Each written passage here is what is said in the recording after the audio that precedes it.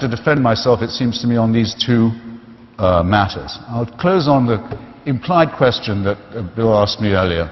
Why don't you accept this wonderful offer? Why wouldn't you like to meet Shakespeare, for example? I mean, I don't know if you really think that when you die you can be corporeally reassembled and have conversations with authors from previous epochs. It's not necessary that you believe that in Christian theology, and I have to say it sounds like a complete fairy tale to me. The only reason I want to meet Shakespeare, or might even want to, is because I can meet him any time, because he is immortal in the works he's left behind. If you've read those, meeting the author would almost certainly be a disappointment. But when Socrates was sentenced to death for his philosophical investigations and for blasphemy, for challenging the gods of the city, and he accepted his death, he did say, well, if we are lucky, perhaps I'll be able to hold conversation with other great thinkers and philosophers and doubters too. In other words, that the discussion about what is good, what is beautiful, what is noble, what is pure and what is true could always go on. Why is that important? Why would I like to do that? Because that's the only conversation worth having. And whether it goes on or not after I die, I don't know. But I do know that it's the conversation I want to have while I'm still alive.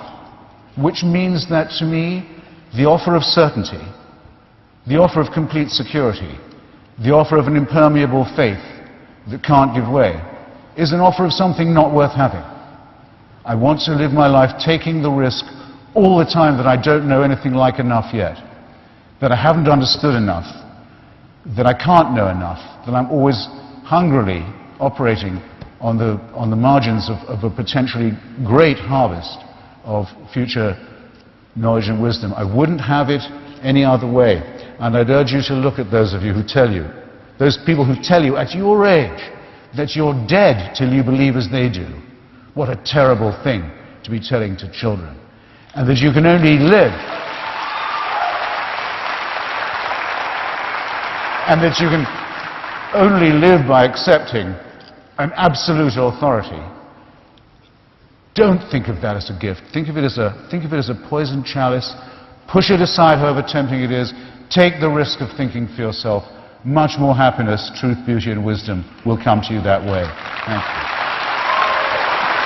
you.